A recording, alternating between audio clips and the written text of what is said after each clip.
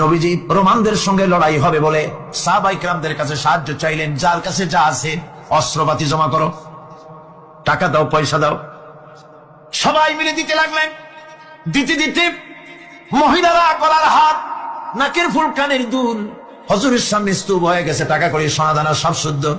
হুজুর বলছেন, সাহাবীরা সবাই তো সব জিনিস দিলে, আমার আবু বকর দেখি না কেন?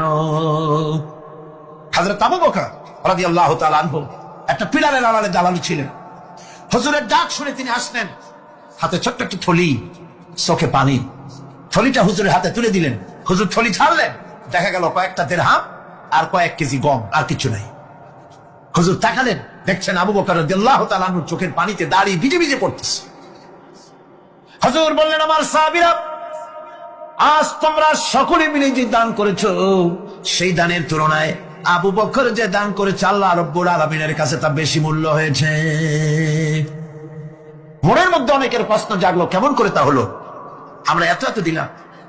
হুজুর জিজ্ঞেস করলেন, ও সাহাবী, তুমি কত দিয়েছো? বাড়ি কত আছে? তিনি বললেন, এত দিছি, এত আছে। তুমি কত দিয়েছো? কত রেখে এসেছো? প্রত্যেকে এরকম বলল। হযরতে ওসমান, হযরতে ওমর, হযরতে আলী রিদওয়ানুল্লাহ তাআলা আলাইহিম আজমাইন, তারাও বললেন, অর্ধেক এনেছি, অর্ধেক থুই আসছি, 2 ভাগ এনেছি, 1 ভাগ রেখে আসছি।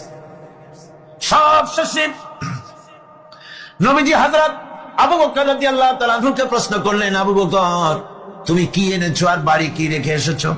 হযরত আবু বকর বলেন, ইয়া রাসূলুল্লাহ, ইয়া হাবিবাল্লাহ, আমার বাড়িতে জাগতিক সম্পদ বলতে যা বুঝায় সবটুকু এনে নবীজির কদম মোবারকে দান করে দিয়েছি।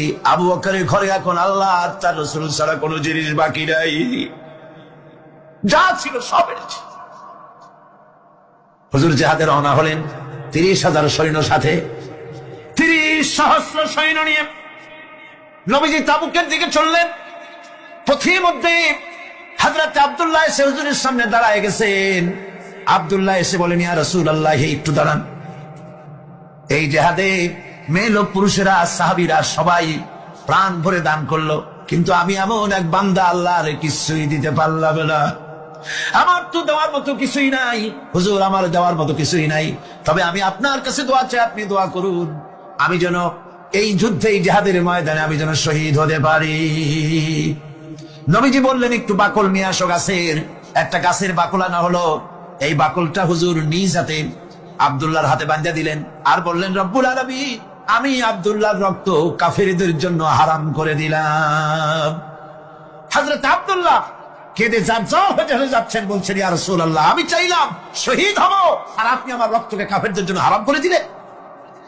হুজুর বলেন, আব্দুল্লাহ রে, এখন যদি তোমার মৃত্যু জ্বরে নিমিত্ত হয়, আল্লাহ রাব্বুল আলামিন তোমারে শাহাদাত নসিব করে দিবেন।